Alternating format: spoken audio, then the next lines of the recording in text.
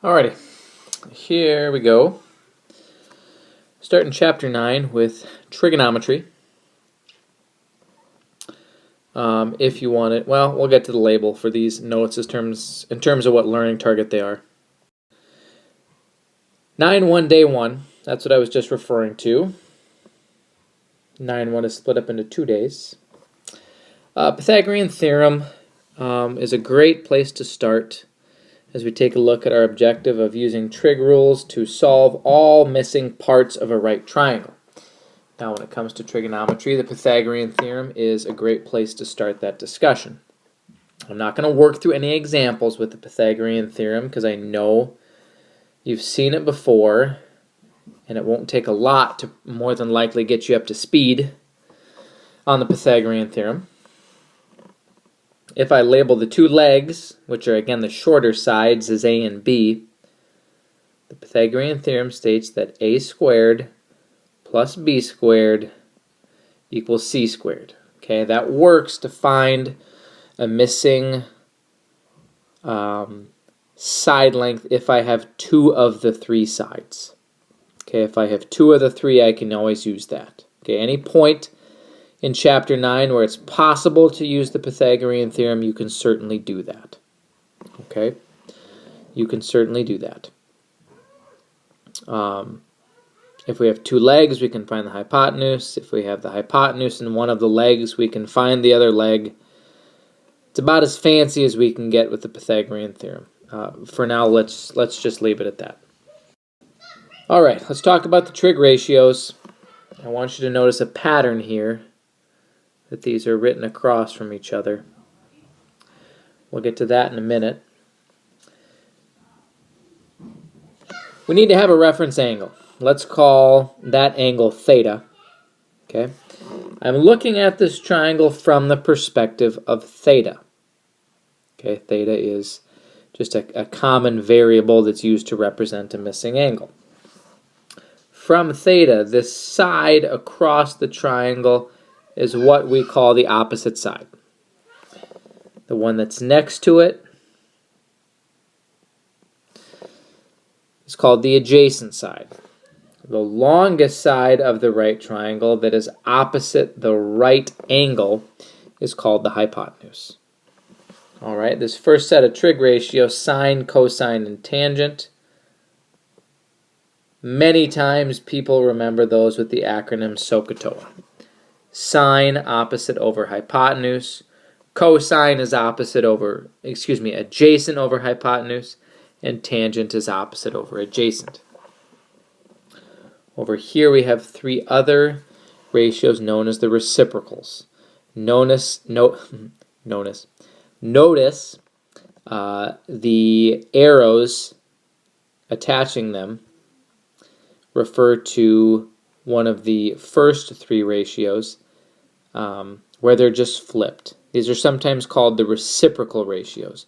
Cosecant is the reciprocal of sine, secant is the reciprocal of cosine, and cotangent is the reciprocal of tangent. All right? You'll see sine, cosine, and tangent come up more often, but important not to forget about secant, cosecant, and cotangent. All right, so here's how we use these trig ratios. If we have a problem where we're looking for a missing angle, a couple ways we'll go about this. It may involve the fact that the three angles of a triangle add up to 180 degrees. The other thing we will use is the inverse operation. Okay, we can use the inverse operations, whether it's sine inverse, cosine, or tangent, to find missing angles. If our goal is to find missing sides, for today we'll see the Pythagorean Theorem could come up, or the trig functions that we just looked at. I don't want to spend a lot of time on these because I'm confident they'll make more sense as we look at examples. When we're estimating on our calculator for a trig value, let's just agree that we will round those to 3 decimal places. When finding the length or angle measurement, let's say we can round to the nearest tenth. Okay. Trig values tend to be, well, often they can be quite small, so we're going to say we need a little bit more accuracy, and we're going to round them to 3 decimal places. Side lengths and angle measurements don't demand as much accuracy, so again, there we'll say the nearest tenth is fine. All right, let's take a look at these in action. We got 2 examples to work through. Let's take a look. Anytime we see solve the triangle, it means find all missing sides, all missing angles. Now, some information here is provided. For example, this problem tells us that angle A is 36 degrees. Side length C has length 25. Now, right off the bat, I can tell you that angle B is 54 degrees. Okay, that's the first thing I found. And I got that because 90 minus 36 was 54. Okay, those 2 non-right angles in a right triangle have to add up to 54 degrees. All right. Now we got 2 side lengths to find. We have side length A over here and side length B over here. The first one of these is going to require us to use a trig function. Okay. Now let's just say hypothetically that 36 degrees is going to be our reference angle. In fact, let's go farther than hypothetically. Let's say that's the one we're going to use. If I wanted to find side length A, I would use the sine ratio. The sine value for a 36-degree angle is the ratio of its opposite side, which is A, what I'm trying to find, divided by the hypotenuse, which I know has length 25. Now to solve this, if I multiply both sides by 25, I have 25 times the sine of 36 equals A. At this point, I would need a calculator to evaluate this to get a decimal approximation, which I want to have to the nearest tenth. 25 times the sine of 36 is 14.7. Okay? Now I have some options.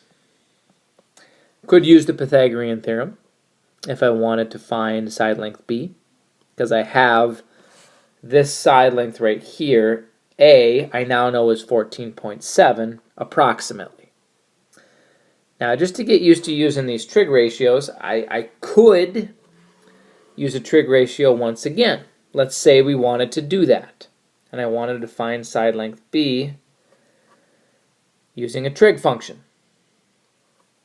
Once again, I could use 36 degrees as my reference angle, but now I would use cosine.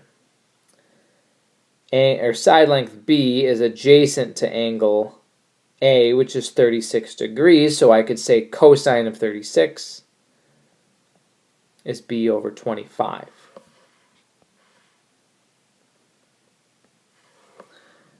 Multiplying both sides by 25, I would have the cosine of 36 degrees equals B. As a decimal approximation,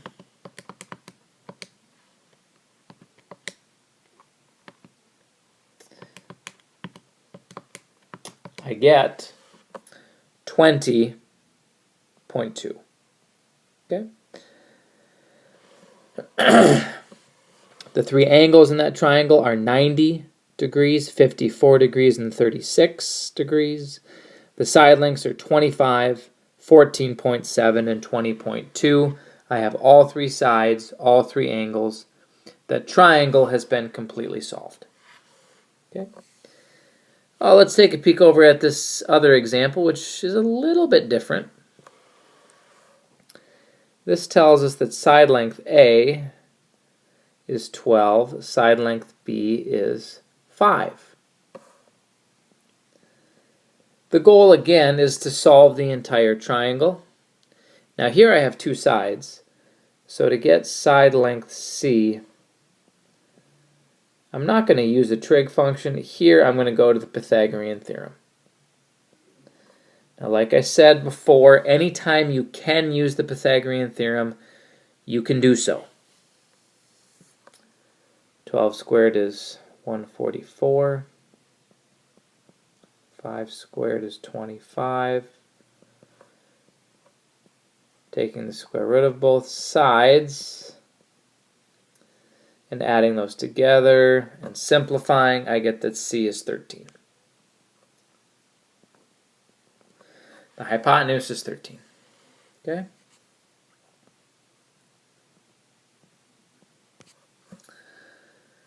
Now I have all three side lengths of this right triangle.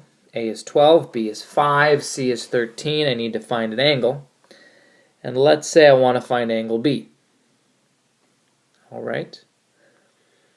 I don't know B, but I can see here that its opposite side length is 5, while the adjacent side length is 12. The trig ratio for opposite over adjacent is tangent. So as an equation, I could write that the tangent value of angle B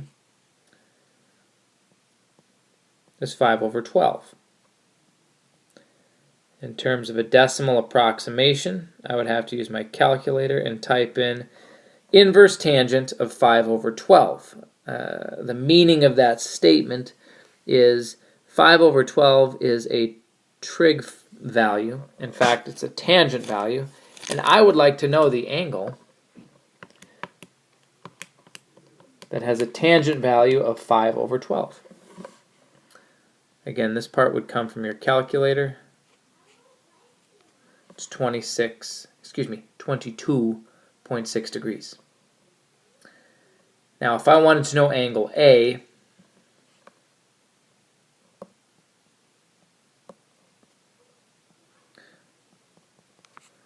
I would say 90 degrees, which has to be the sum of the two non-right angles in this triangle, minus 22.6.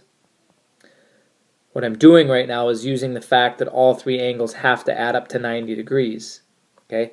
Take this one out because I know it's 90. That means A and B have to add up to 90. And again, I just found out using an inverse trig function that angle B is 22.6. Now I certainly could use another trig function, but I don't need to. Rather, I could just take angle A and subtract 22.6 from 90, and I get 64.7 degrees. Okay? That'll do it for 9-1 day 1. And 9-1 day 2, we're going to use the same concepts, but we're going to apply them to word problems. All right? Make note of any questions that came up in this lesson, and let's talk more about those next time we see each other in class. We'll see you then.